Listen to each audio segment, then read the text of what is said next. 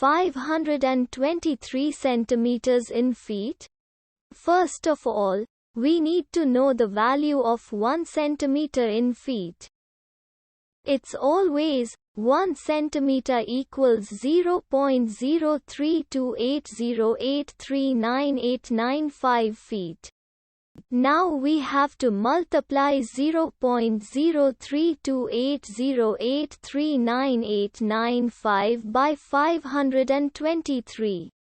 Therefore, 523 centimeters times 0.03280839895 feet equals 17.15879265085 feet. So, in other words, 523 centimeters equals 17.15879265085 feet. We hope you have enjoyed this video. Please like and subscribe to our channel for more videos like this.